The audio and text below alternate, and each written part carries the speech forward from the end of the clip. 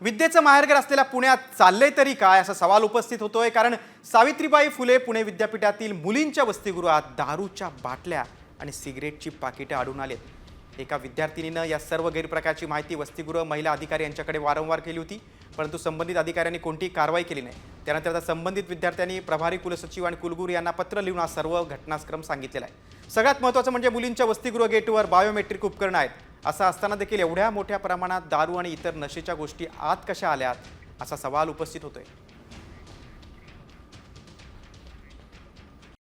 Comscore नुसार आता isakal.com आहे देशातील नंबर 1 ची मराठी न्यूज वेबसाईट। प्रत्येक अपडेटसाठी isakal.com ला नक्की भेट द्या।